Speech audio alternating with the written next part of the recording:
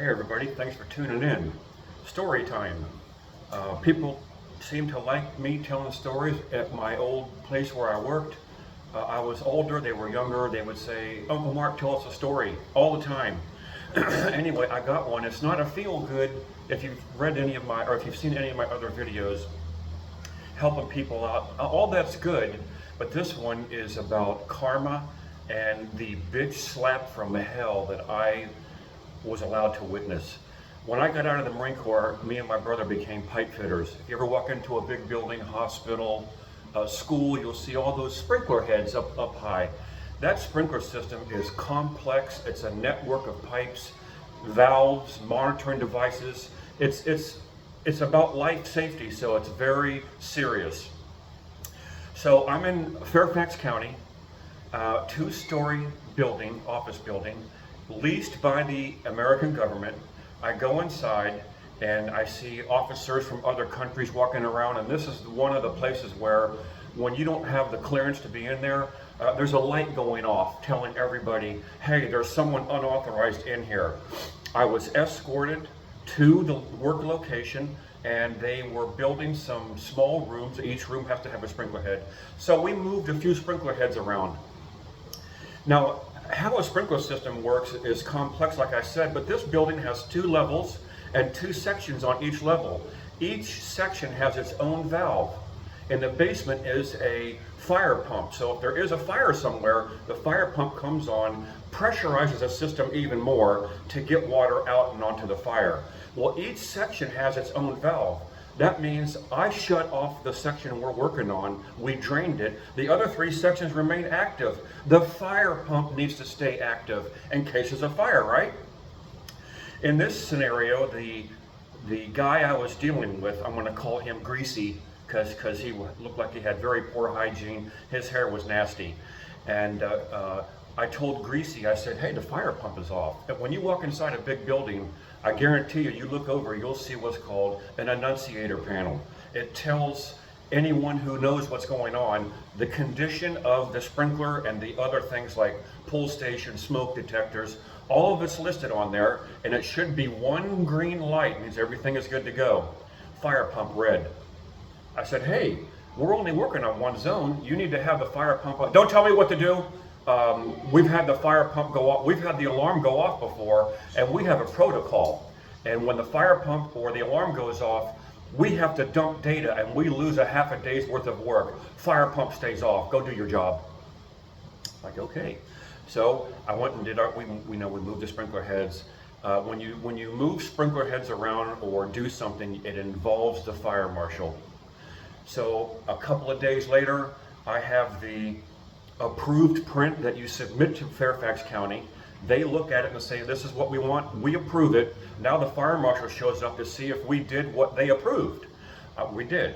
And when the fire marshal shows up, you have to pump up the system, and it's under pressure, and you have a gauge, and the fire marshal will look at all of your work, or the hangers, is everything done to code? There's a gazillion codes. The fire marshals in Fairfax County are top notch. I've worked all around the Beltway, including DC. The fire marshals in Fairfax County are the most educated, and they show up. They're usually retired firefighters, and they show up in dark slacks, black shoes, and a blue shirt with the Fairfax County logo right here. If you go to Prince William County, it's SWAT. You know, they're all swatted up like it's all tactical, like they're getting ready to go kill someone, and they're armed, and they're here just to look at my sprinkler head. It's a joke. DC fire marshals are a joke, as if you couldn't imagine. Anyway, I go to pump it up, the fire pump is off. I tell Greasy one more time, hey, look, you need to have the fire marshal's coming. You need to, I'll handle him, right? And so I'm like, okay. So I would say the best fire marshal, but in his case, the worst guy, Doug Turner. He has a little high and tight haircut, retired military, retired firefighter. Now he's a fire marshal, and he knows all the things about sprinkler. He's probably the most expert of all of them. Doug Turner walks in. I'm standing in the lobby, and he walks in and he goes, hey Mark, how's it going? I'm like, good. Doug Turner looks over at the annunciator panel and sees the red, and he looks at me, and I'm like, And I motioned from my eyes like, let's go outside and talk. We go out the front door and I laid out everything. I say, he won't turn the fire pump on. It's 4 zones. We're only testing 1 zone. And he goes, okay, let me handle it. So we walk back in and Greasy is standing there and Doug Turner goes, why is the fire pump off?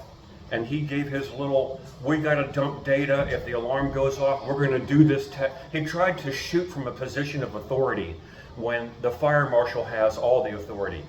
And he says, we're doing the test with the fire pump off. And Doug Turner goes, does the government own this building or does the government lease this building?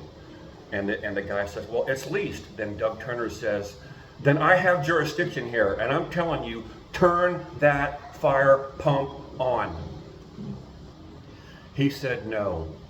Doug Turner walks quickly over to a pull station, you know, what you pull down for the fire alarm, and he pulls it. And all of a sudden, and all the strobes are going off. And he walks over to me and he says, Mark, we won't be doing a test today. You can go ahead and head on home. I'm like, okay.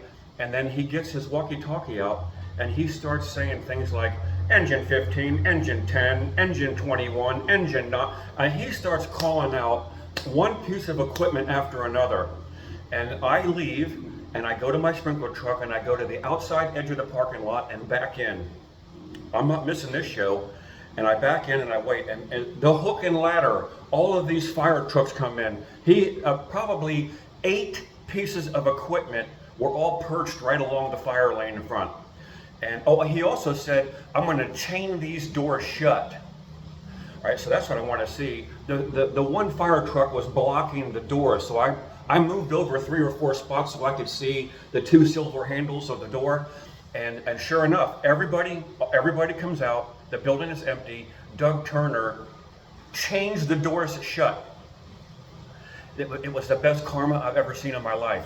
Now, fast forward 2 weeks. The test got rescheduled. I go back out and I walk in and Greasy is there and Greasy says, you tell me what you want done and we'll do it. And you just tell me, you know what's going on with the sprinkler system and I'll do whatever you think needs to be done. I said, okay, I see the fire pump is on. Don't touch it. I'm not going to affect the fire pump. I'm going to close my valve. There's pigs in the yard. Hold on. Well, when there's pigs in the yard, Choppy's going to react. I guess when you live in the Philippines, you got to go with the flow. Anyway, I go back in. I shut the control valve. I pump it up. Everything is ready. The fire pump is on. And guess who shows up? Doug Turner. And Doug walks in, hi Mark, and he looks over at the annunciator panel, everything is green, and he's like, are we good to go for the test? I'm like, yes sir, we are. We go down, we do the test, everything passed. I put the system back in service, and it was a fantastic show. Anyway, I get to see some things every now and then that most people don't. So like, share, and subscribe. Let me know what you think about this story, and we love you.